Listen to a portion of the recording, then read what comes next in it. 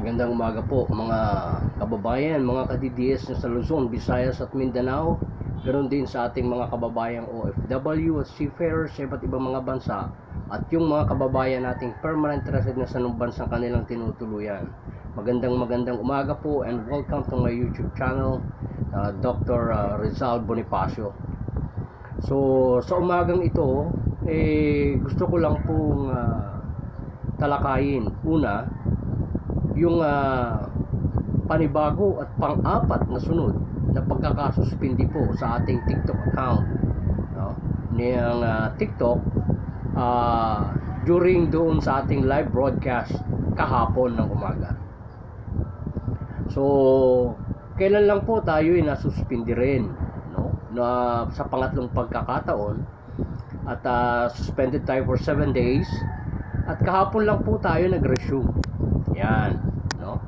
So nakapag-live broadcast po tayo ng umaga, and then doon sa hapon nag-live broadcast din tayo, and then 4 minutes before na ako'y mag-end ng live, bigla pong kinat yung ating live access ni TikTok, no? So wala pang isang araw pa lang halos, no?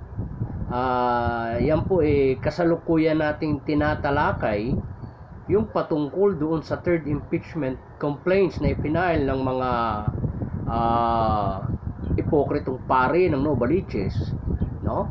At yung kanilang mga kasamahan na mga madre, at yung patungkol doon sa kasong yung recommendation ng Quadcom sa pamamagitan ni Coroco Barbers na kasuhan ng crime against humanity itong si former President Rodrigo Roa Duterte. So yung kasalukuyang pag-ano natin yan, pagtalakay, yun nga sabi ko, nung medyo malapit na tayong matapos, bigla po tayong pinutol, no?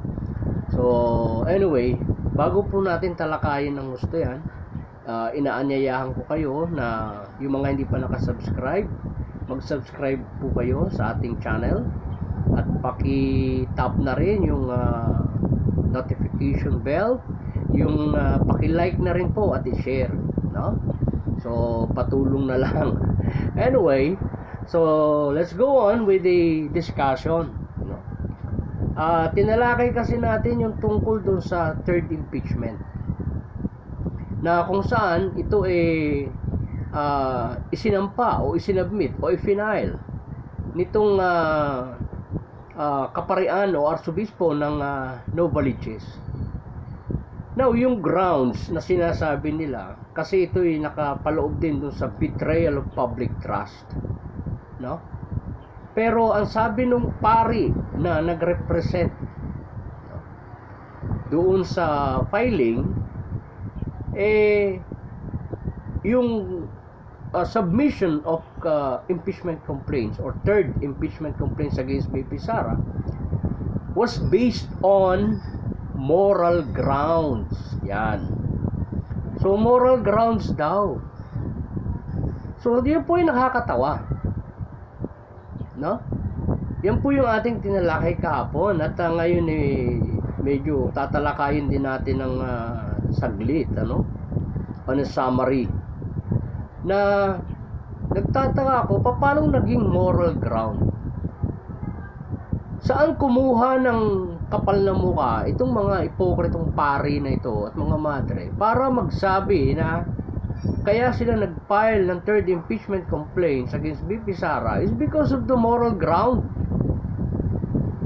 Nasan ba ang moral nitong mga pari na ito? Nasaan ba ang moral nitong mga pare nang aagaw ng asawa ng may asawa, nang mumulestya ng mga seminarista? Kahit sa history po ng Romano Katoliko sa Vatican, marami ng madre ang nabuntis. At doon pa lang sa usaping relihiyon, yung 10 utos pa lang ng Diyos, hindi na nila masunod. Pagkatapos mga ngatwiran sila ng moral ground. sila sa sarili nila bilang mga pari, nasa ng moral nila na nilalabag nila ang utos ng Diyos? Na sila yung nagsasabi, na sila yung kumakatawan sa Diyos dito sa lupa. Kaya nga nagpatawag sila ng Father. Sa Bible pa lang, ang sabi ng Diyos, huwag kang magpapatawag ng Ama sa lupa dahil iisa ang Ama na nasa langit. Pero sila, nagpapatawag sila Father. Nasaan ang moral doon? Walang moral yun. Utos ng Diyos huwag magpatawag ng Ama. Sila nagpatawag sila ng Ama. Di nilabag nila ang utos ng Diyos. Nasaan ang moralidad nila? Ang sabi rin sa 10 utos, huwag kang gagawa ng mga larawang inanyuan para sa iyong sarili. Huwag kang gagawa ng Diyos-Diyosan para sa iyong sarili, na mga bagay na inanyuan sa itaas ng lupa sa langit, sa lupa sa ilalim ng langit, at ng mga kawangis ng nasa ilalim ng dagat o na nasa tubig sa ilalim ng lupa. Ito, nilabag uli nila to So, nasa uli ang kanilang moralidad. So, kaya po nakakapagtaka. Saan kumukuha ng kapal ng mukha itong mga pari na ito na nag-aastang napakababait, na sa ilalim ng kanilang mga puting abito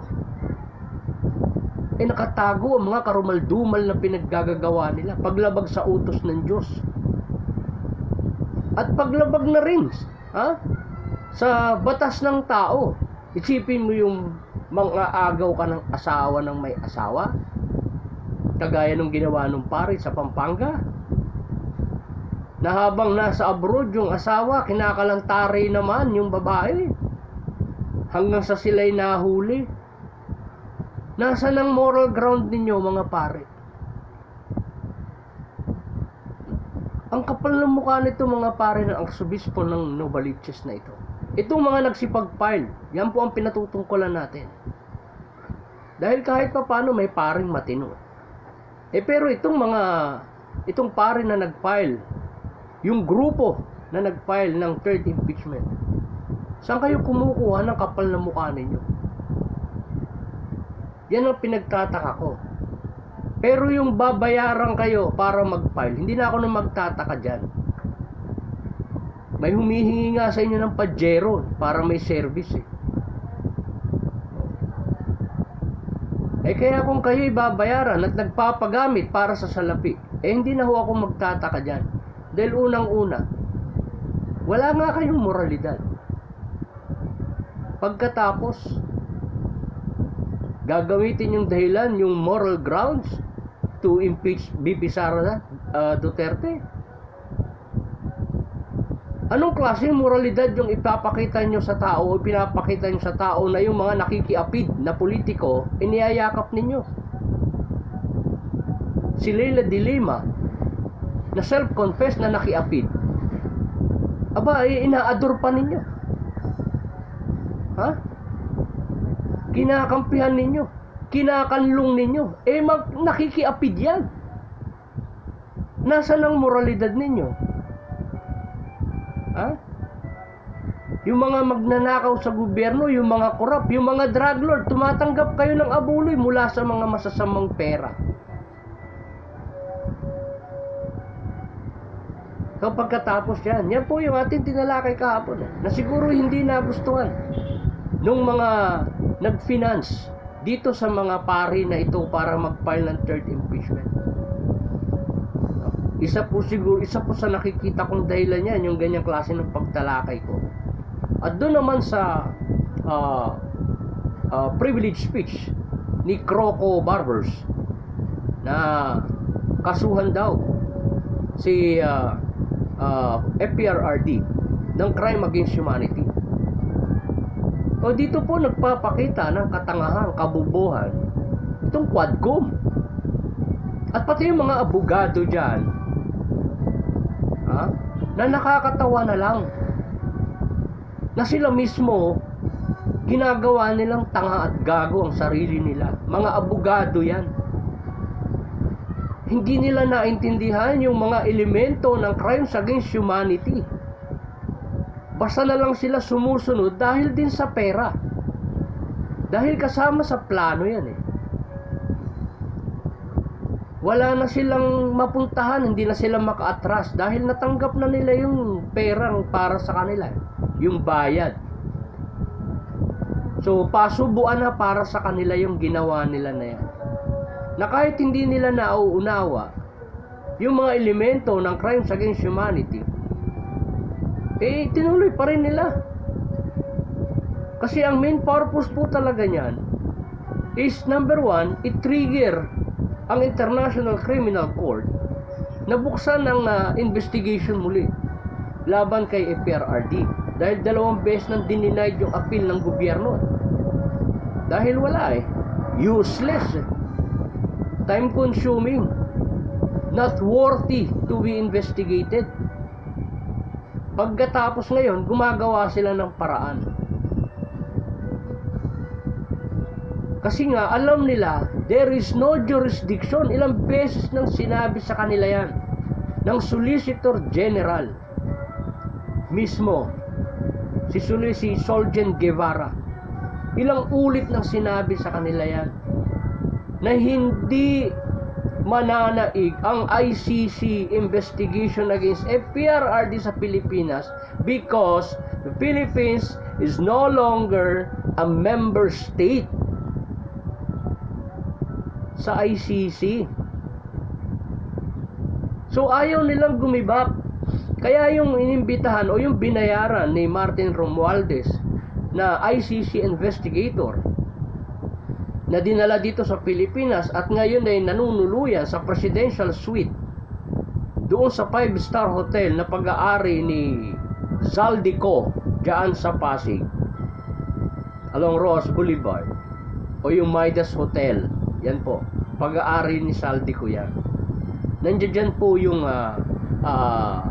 ICC investigator kasama yung translator, no, na isang Filipina-American o PhilAm, no, na taga Preto Diaz, Sursugon, Bicol, no, si Mrs.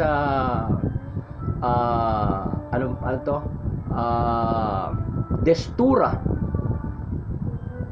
si Mrs. Destura, ay Maria yata yun, Maria Destura. O yan po, kababayan din ni Zaldico yan. At ni Chis Escudero. So ito yung kinuha nila kasi para gumawa ng paraan kung paano mare-reopen yung investigation na dun sa kasong ipinail naman ni Trililing, ni Leila Sabad de Lima at saka ni Leni Robredo. Dahil pumalpak nga, no? So ngayon gumagawa sila ng paraan. So paano natin nasabi na mahina ang ulo nitong mga abogado nitong mga Quadcom? Una, hindi nila alam yung role ng ICC pagdating sa mga non-state member. So ipinipilit lang nila na ikabit, no? Ginamit nila yung kaso na war against humanity para maging international ang dating, para magkaroon ng karapatan itong ICC na manghimasok. So ginamit nila yan. And even yung elements, sabi ko nga, yung elements ng crime against humanity, hindi nila alam, no? Hindi nila alam. Basta inilagay lang nila. Dahil marami daw namatay sa EJK, ang sabi ni Chel, si Shell Aping Daldal Jokno, yan, ano? Yan ang makabagong Aping Daldal eh. Si Chel Jokno eh. Oh. Ang sabi niya, 20,000 daw ang namatay during the war on drugs. They keep on saying so many figures. But they cannot elaborate on that figures. They cannot even show any evidence that will prove or that can be used as a proof para doon sa kiniklaim nilang 20,000. Wala nga pangalan eh. Number lang. Isasampa mo sa kaso, gagamitin mong ebidensya yung salita ni Chel Jokno na 20,000, pero wala kang dalang pangalan ng 20,000 tao na namatay. Anong klase? Hearsay yun eh. So alam niyo, hindi tatayo yan. Kaya nga natatawa na lang si FPRRD tsaka si Atty. Panelo.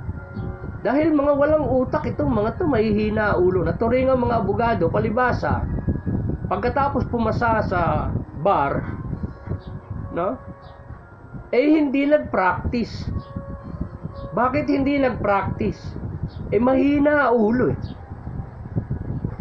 Hindi nila kayang maging trial lawyer. Ibig sabihin, pumasa lang sila. Actually, ang rating itong mga to, kung ako tatanungin, pang notaryo publiko itong mga to eh.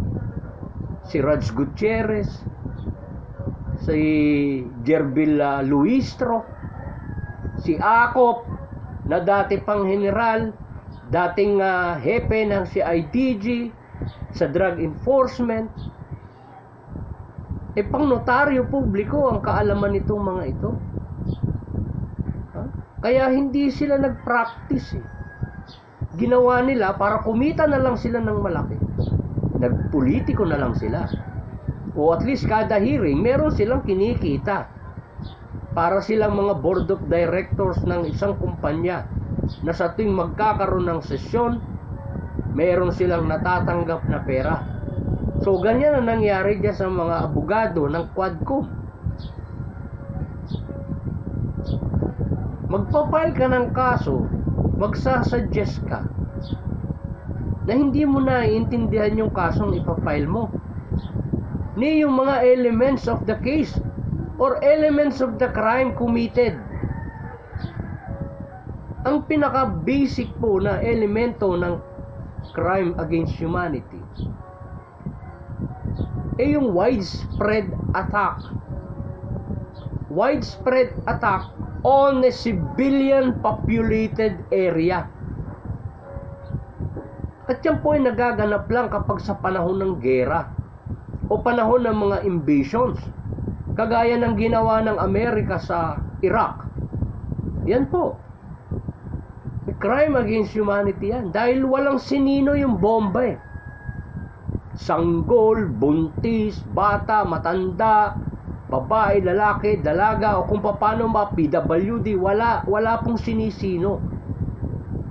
At bumabagsak yung bomba sa mga populated area o civilian populated area. Yan yung widespread attack. Pero yung meron kang isa surveillance at pagkatapos magkakanda ka ng buy-bust operation sa isang barangay, hindi po yan direct attack sa civilian populated area. Although civilian populated area ang barangay, pero hindi mo binomba yung buong barangay. Hindi mo pinatay yung buong barangay. Kaya nga may buy-bust specific doon sa target person. So paano mo i-justify ngayon yung crimes against humanity? Although it is a nationwide operation, a nationwide policies and programs by the Duterte administration, but it doesn't mean na it goes beyond the international law. Hindi sakop yan. Una, nasa Pilipinas ka lang Hindi kagaya ng ginawa ng Amerika. Nasa Amerika sila. Ginera nila ang Iraq, in-invade nila para makakuha nila yung langis. Mahut-hut, masip-sip nila yung langis. Ginera nila ang Afghanistan. The same thing. Ginera nila ang Syria para mahut-hut din nila at masipsip ang langis ng Syria. Ginera nila ang Libya at pinatay si Muammar Gaddafi para lang din sa langis na makakuha. So disregarded kung sino yung mga namatay. And that is war against, this is a crime against humanity. Yung ginawa ng Israel sa Gaza Strip against the Palestinian. O yan ang crimes against humanity na ngayon nga pina-aaresto na ng ICC si Benjamin Netanyahu. Yung Prime Minister ng Israel at yung kanyang mga kasama at yung isang leader ng Hamas. Dahil ganun din ang ginawa ng Hamas. Sa civilian populated area, binomba nila. May mga nadamay na maraming civilian. Dito sa war on drugs ni FPRRD,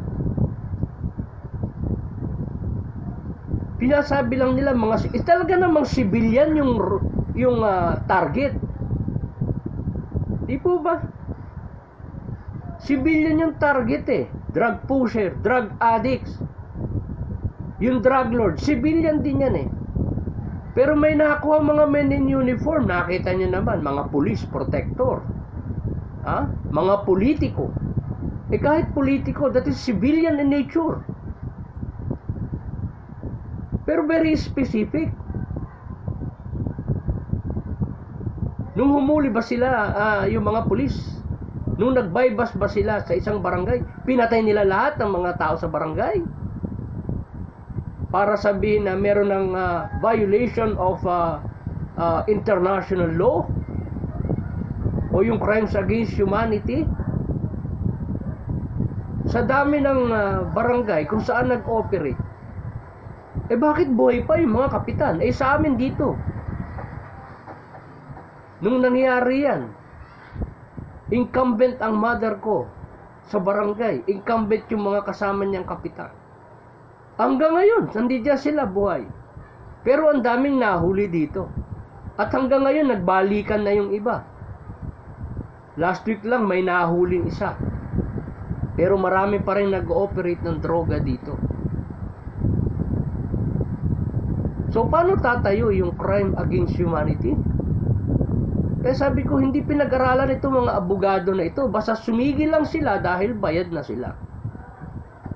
So, wala silang pakialam. Now, the burden ay ibinigay nila sa DOJ. Kagaya ng sabi ni Bobong Marcos. Na ipapaubaya niya na sa DOJ yung rekomendasyon ng Kongreso ng huwadkom ng mga buhaya para kasuhan si FPRRD. Anong alam din naman ni Crispin Remulla?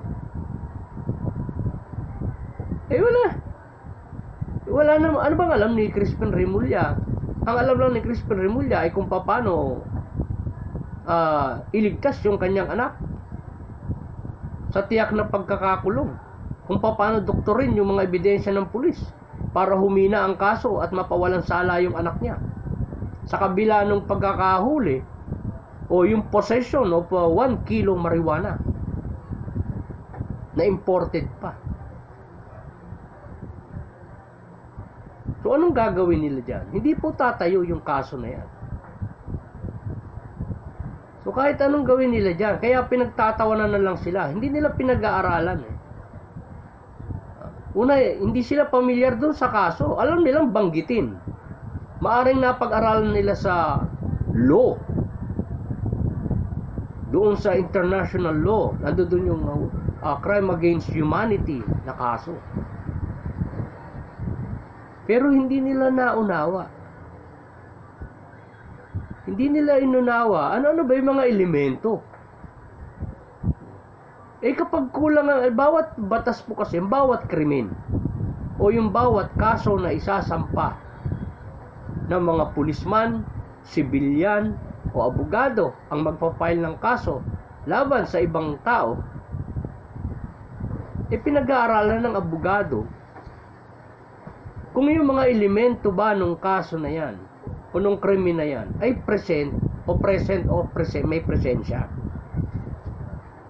Kasi kung wala yung presence of elements doon sa kasong isasampa, useless yon. Hindi tatayo yon. Simple example,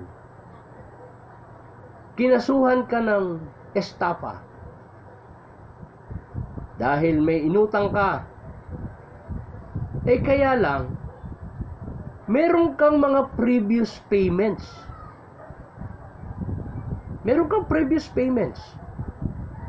At pagkatapos, kinapos ka na, hindi ka na nakabayad. And then, kinasuhan ka ng estafa. Paano tatayo yung estafa case? Wala yung elemento. Ano ba yung elemento ng estafa? Number one element of the estafa, sa umpisa pa lang na nangutang ka, meron ka ng kaisipan o meron ka ng intensyon na hindi magbayad. That is the major element of estafa case. Sa umpisa pa lang, meron ka ng intensyon na hindi magbayad. Pero kung doon sa umpisa nakapagbayad ka ng ilang buwan, o sabihin natin 1 taon, at yung utang mo is payable in 2 years, and you already paid for 1 year, and it so happen, dumating ngayon sa iyo yung problema, nagkaroon ka ng predicament, kaya hindi ka na makabayad, tapos kakasuhan ka ng estafa, hindi po tatayo yung kasong estafa. Kasi very clear dun sa element ng crime na o nung estafa, na sa umpisa pa lang may intention ka nang hindi magbayad. Since na 1 year ka na nagbabayad, so meaning doon pa lang yung elemento ng intensyon, wala na ho yun O paano tatayo yun? Ganyan din po dun sa crimes against humanity at kahit ano pang mga kaso. And even libel case or cyber libel. Kita nyo? Example natin yung cyber libel. O di ba yan ang ginamit ni Abalos na panakot sa mga netizens? Sa mga supporters ng Duterte? Yung mga magsishare daw doon sa pulburon video na inilabas ni Maharlika, kakasuhan at maaaring kasuhan ng cyber libel kapag isinyer. Meron ba silang kinasuhan? Wala. Marami bang nag-share? Marami. Pero ni isa wala silang kinasuhan. Bakit? Wala yung elemento ng cyber libel. Ano ang elemento ng cyber libel? Una, kinuha mo yung item sa mismong computer o private computer. In-extract mo doon yung data.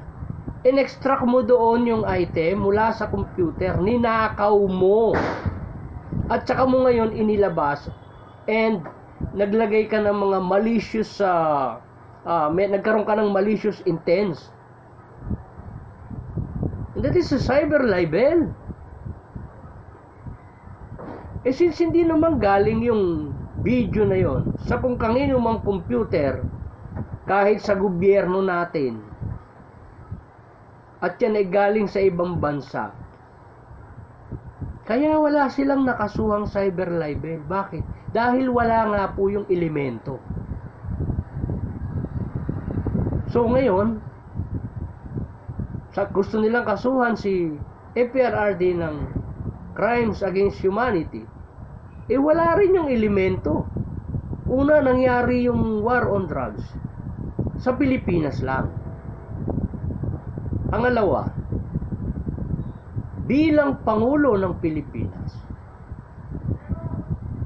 FPRRD is mandated or was mandated by the Constitution to protect the Republic or to protect the state and the people against criminals and lawless elements. Mandato ng Pangulo yun. Yung mga pusher, lawless elements yan.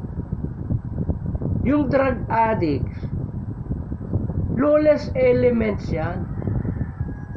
Yung mga drug protectors, drug lords and drug manufacturers, mga lawless elements yan.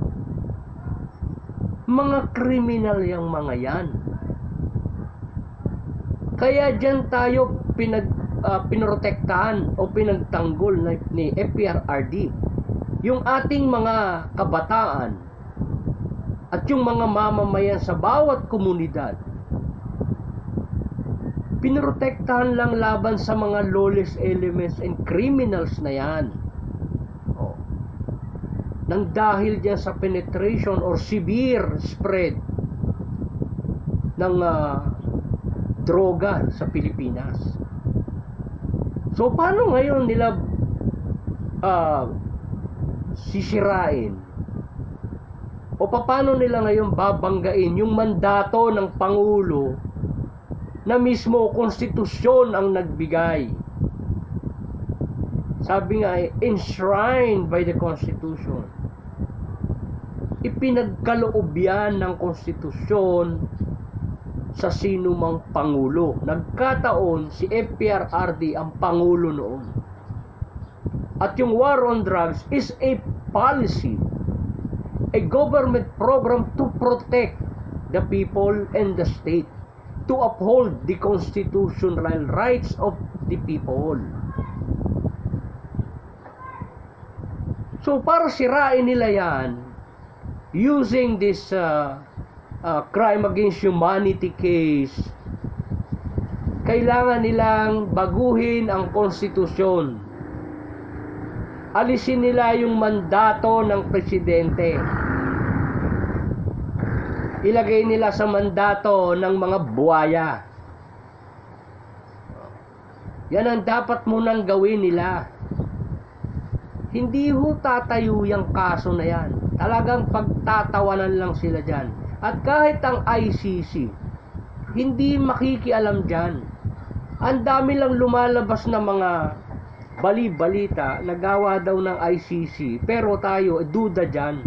Dito lang po ginawa yung mga statements na yan. Gamit ang ICC. But the ICC itself, mismo yung nasa Hague, hindi po yan basta maglalabas ng mga statements. In particular with the FPRRD case ng AGK na sinasabi nila. Dahil ibinasura na nila yan Ba't kailangan pa nilang magbigay ng mga statements? Pero ang purpose lang po talaga nitong gobyerno na to manghimasok uli o makialam, no? Kasi nga nung wala itong yung mga naunang ipinal na kaso, bakit hindi tumakbo o bakit inilaglag o bakit isinara na o dinismiss ng ICC? Una nga, wala silang jurisdiction dahil non-member state na tayo. Pangalawa, there is no case filed against FPRRD in any court in the Philippines. Wala. Pangatlo, kinakailangan munang aminin o sabihin ng Supreme Court Justices, lahat po ng justices natin ng Supreme Court, kailangan magkaroon sila ng isang collective statements admitting that they cannot try FPRRD, that they cannot be able to try the case against FPRRD, na wala silang kakayahan. Ia-admit po nila yan, collective statement of the Supreme Court Justices, na sila ay walang kakayahan para lumitis or litisin yung kaso na isasampa laban kay FPRRD. So sa palagay ninyo mga kababayan, papayag kaya ang mga huwes natin sa Supreme Court na i-admit nila na wala silang kakayahan na litisin ang anumang kaso laban kay FPRRD? Matatanggap kaya nila yon? Magsasalita kaya sila? Maglalabas kaya sila ng collective statement na hindi nila kayang lumitis? Hindi nila gagawin yan. Bakit? Magmumukhang tanga sila dyan. Dahil pag inamin nila o inadmit nila or inaccept nila collectively na hindi nila kayang lumitis ng kaso laban kay FPRRD, ang dating po niyan, mga mahihinang klaseng mahistrado itong mga nasa Supreme Court. You are a weak. Lalabas po ganun. Mga mahihinang klase ng mahistrado.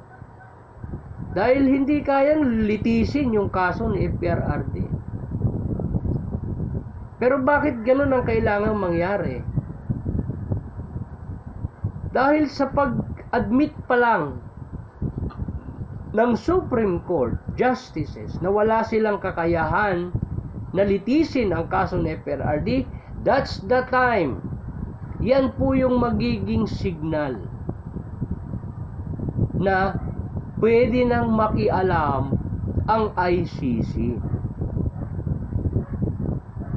Pero hanggat hindi sinasabi at hindi ina-admit at walang collective statement ang mga mahistrado ng Supreme Court na hindi nila kayang lumitis ng kaso sa Pilipinas, hindi papasok ang ICC. Hindi sila makikialam. Why? Dahil pag nakialam sila, despite na walang inaamin o hindi sinasabi ng ating Supreme Court justices na wala silang kakayahan na lumitis, iyan po ay paglabag sa international law. Paglabag sa sovereignty. O edi mababalikan pa yung ICC. Sila pa yung kakasuhan ngayon. So yan hindi iniisip nitong mga abugago ng Quadcom.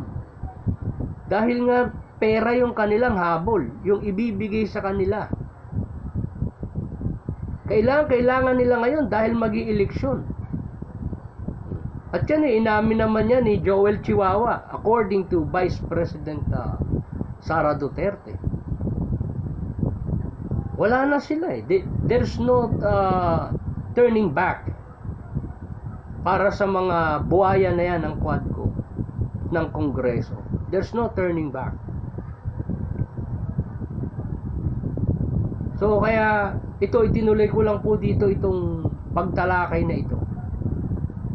Dahil hindi nga tayo natapos doon sa ating live broadcast at tayo tinanggalan ng live access ni TikTok dahil na rin doon sa yung agreement between the government, the administration and TikTok, no? Na i-prevent yung mga kritisismo na kagaya ng ginagawa natin laban sa kanila, no?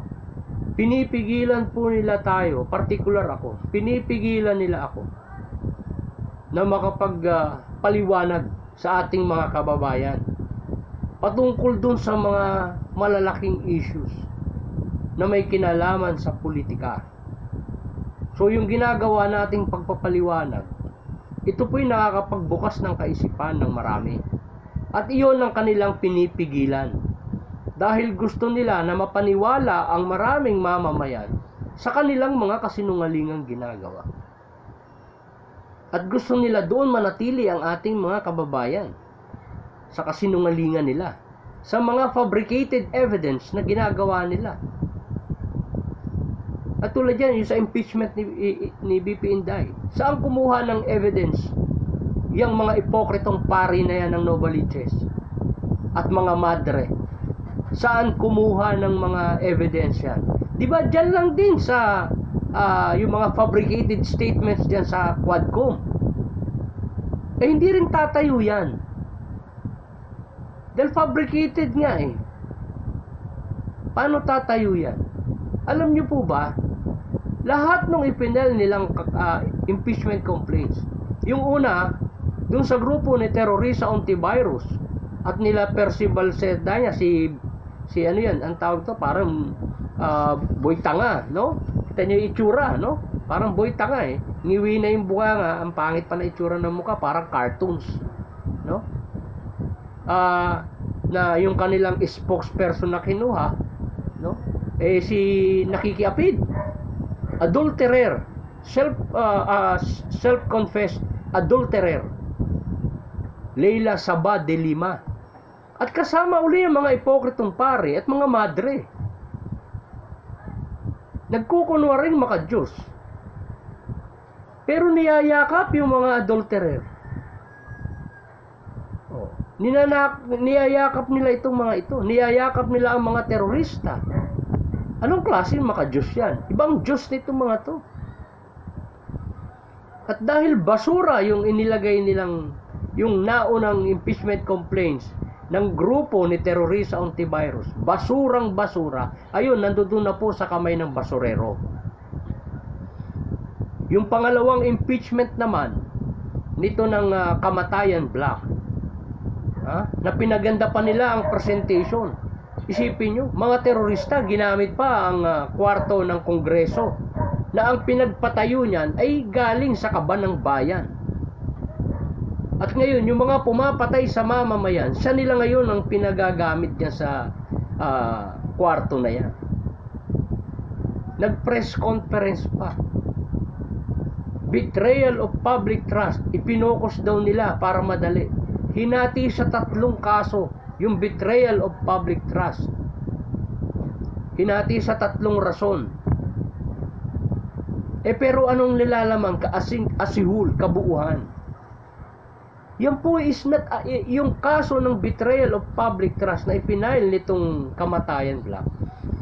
Yung mga statements na nilagay nila doon, it is not, or those are not answerable by the office of the Vice President. Yung mga inilagay nilang elemento, yung inilagay nilang mga substances, hindi po answerable by the office of the Vice President, nor the Vice President herself. Ang makakasagot lang yan ay ang COA. Lahat po yung 3 factors na sinabi nila under the betrayal of public trust is answerable only by the Commission on Audit, because OBP has no power to audit the office.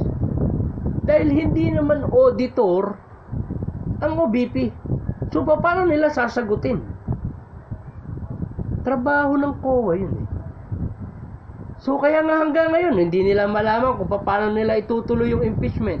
Ngayon, sabi ni Barbers, may hinihintay pa. O ayan, dumating yung pangatlo, yung mga paring binayaran ninyo. Barbers. Ayan na. O ano nakalagay? Ganon din, saan kumuha ng ebidensya? Yung mga ginamit nyo rin sa Quadcom na mga false statements, fabricated evidence. Paano tatayo yan? Tapos sasabihin nung pare, based on moral ground. Puta na, nasa ng moral ninyo mga pare kayo? Kayong mga nagsampa ng kaso na yan, nasa ng moral ninyo? Dami-daming naghihirap na Katoliko, hindi nyo nga matulungan. Hinuhut-hutan nyo pa nga eh. Ang dami nyo ng koleksyon. Walang perang lumalabas sa inyo. Nasaan ang moralidad ninyo? Ngayon nakukolekta ninyong pera, napupunta lang sa mga pansarili ninyo. Hindi nyo naman itinutulong yan eh. Dahil yung ipinapakita nyo itinutulong nyo sa komunidad, ipinanghihingi nyo rin sa iba. Pero yung nakukolekta nyong pera, sa inyo na yan. Hindi nyo inilalabas yan.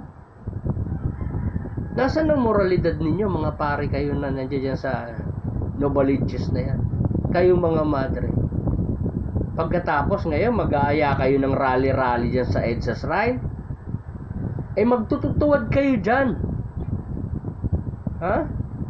Gagamitin nyo pa yung ibang mga tao para samahan kayo dyan. Kunwari, tama na, sobra na. Gagamitin nyo, kunwari, laban kayo sa gobyerno. Pero pagdating dyan, anong gagawin nyo? Isisigaw nyo, impeach Sara. Eh mga humhang kayo. Kayo mga organizer ng rally na yan. Wala kayong masisilo. Mga bobo. Bobo, tanga at gago. Yan, masisilo ninyo. Ano yan? Yung mga LBM. Kaya lang, babayaran nyo yung mga LBM na yan. Dahil hindi yan pupunta ng kusa dyan sa EDSA. Kung hindi nyo babayaran ng 500 bawat isa yan, minimum. Lalo yung mga senior citizen. Yan ang ginagamit madalas ninyo. Diba? Huwag na kayo magpanggap. Hanggang ba naman sa pagrarally, nagpapanggap pa kayo. Kaya sasabihin yung based on moral grounds. Eh kung kayo nga, wala kayong moral. Mga immoral nga kayo eh. Nanluluko kayo ng tao eh. Oh. Sabi ko nga eh, 10 utos nga lang ng Diyos, hindi nyo pa matupad eh. 10 pa lang yan eh. Eh napakaraming utos sa Biblia, pero hindi nyo matupad. At yung karumal-dumal pa na sinabi ng Diyos na huwag kang gagawa ng Diyos sa iyong sarili, ng Diyos-Diyosan, o mga larawang inanyuan. Eh yan lang, nilabag na ninyo. Eh, utos na ng Diyos yan, nilabag ninyo. Anong tawag sa inyo? Moral pa ba kayo niyan? O, kaya mga kababayan, no? Sana kahit pa paano naging malinaw sa inyo. Hindi na tayo masyado magpapalawi. Pero tayo tatalakay muli ng ibang mga issues. Inano ko lang, dahil itong mga ginawa ko, itong mga sinabi ko ngayon, at itong mga, yung video na ito rin po yung nilalaman nung aking live, na kung saan tayo nga po ay biglang kinat. So dahil ang dami na pong viewers, so marami pong nakakarinig sa atin. Marami ang imumulat natin sa katotohanan dito sa mga ginagawang kasinungalingan at kabuktutan ng gobyernong ito, no? Kasangkot yung mga ipokritong pari na yan na nag-organize ng impeachment case, no? At yung mga nag-organize sa uli ng rally. Nagsama-sama na sila. Malaki po ang budget dyan. Alam na ninyo yan, mga kababayan. Ang daming nawawalang budget simula 2023, ngayong 2024. At hanggang sa 2025, itinuloy nila. So, kaya hindi magmayaw yung mga pari na yan, dahil mga mukhang pera yung mga yan eh. Baka nga yung arsobispo ng, magkaroon pa ng magandang bagong edition ng Fortuner. Ha? O kaya Land Cruiser. Eh, hindi natin masasabi. Dahil ang dami ng pare humingi ng sasakyan. Panahon ni Gloria, puro Pajero hiningi ng kaparian. So, wala. Normal na sa kanila yan eh. Ginagamit nila yan. Yung kanilang impluensya para sa pansarili nilang kapakanan. Kahit na parami ng parami ang mga Katoliko na naghihirap. Hindi man lang nila matulungan, hindi mga mabigyan ng kahit pang 1 linggong budget, hindi man lang makapagbigay ang mga pari na yan eh. Sa laki ng koleksyon nilang nagagawa sa loob ng 1 buwan, eh hindi man lang makapagbawas para maibahagi man lang dun sa mga kapuspalad na kasapi nila o mga miyembro ng Katoliko. Wala, ipinanghihingi pa nila. Eh ibang tao pa yung tumutulong. Tapos ikiklaim na lang nila dahil may tumulong na. Kita niyo yung mga Katoliko diyan sa anong tawag nito? Yung mga preso diyan sa Montalban, Rizal, o sa Rodriguez Rizal. Yung mga preso dyan, karamihan dyan, Katoliko.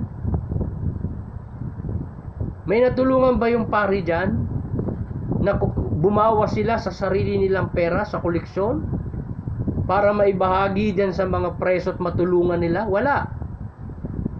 O kamakailan lang, sino ang namigay dyan? Yan po inireport din sa atin. Isang grupo ng mga Kristiyano na mga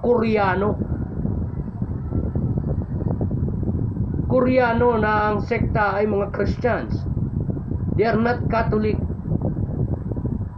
Nagdala sila ng mga bagay na ibabahagi nila doon sa mga preso. Ang Katoliko, ang pare, wala, ang pare, naghihintay lang yan ng ibibigay sa kanila. Pero yung silang magbibigay, nunca. Wala sa pulisiya, wala sa kalakaran, at wala sa tradisyon ng mga pareng Katoliko na minana pa nila kay Padre Damaso na yun sila ang magbibigay. Dahil ang minana nila kay Padre Damaso, yung si Padre Damaso ang manghuhut-hut. Siya yung binibigyan. Kaya nasan yung moralidad? Ito yung question of morality. Yan ang ginamit nilang basihan or basis of filing the third impeachment. Moral grounds. O nasan ang moral ninyo? Kayong mga pari dyan sa Novaliches, yung nasasakupan ng Diocese of Novaliches. Nasaan ang inyong moral? So kaya mga kababayan, mga ka-DDS, sana kahit papano nakapagbahagi po ako sa inyo. Hindi lamang ng kalaman kundi ng impormasyon. At nakapag-educate tayo patungkol dito sa mga yung pag-a-analyze natin sa mga ginagawa nila. Sampalang kaso kay impeachment case tsaka yung criminal case kay FPRRD. So yung analysis po natin na yan, yan po mas matibay kaysa din sa mga binabalak nila. Hindi ho tatayo yan. Kahit sa ang korte nila dalin yan. Dahil ang purpose lang nila ay sirain ang mga Duterte, no? To disqualify Inday Sara from running as president sa 2028. This is the main purpose of the impeachment. Dahil ang tendency niyan, i-impeach nila kung matutuloy at mai-impeach nila yan, mababayaran yung mas maraming yung 16. Mababayaran yung 16 na senador. Kagaya ng ginawa nila Noynoy Aquino para ma-impeach itong si Carpio, no? Sa Supreme Court Chief Justice yan nung araw. Corona pala, not Carpio. Corona. Chief Justice Corona. Na kung saan binayaran niya ng tig 50 million yan sila Jinggoy Estrada. Tsaka yan sila Chis Escudero. Na binayaran niya para ma-impeach. So ganyan din ang gagawin ngayon ni Tambaloslos at ni Bobong Marcos. Babayaran din nila yung mga magiging senador. Kailangan 16 para ma-convict. Dahil pagka kulang sa 16, may boboto ng no na 8 hanggang 9. Hindi may impeach si Inday Sara. So kaya ito yung pinagsusumikapan nila.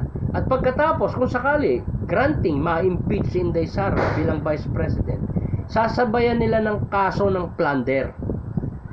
Kagaya ng ginawa nila Gloria Macapagal Arroyo at ni FBR kay Erap Estrada.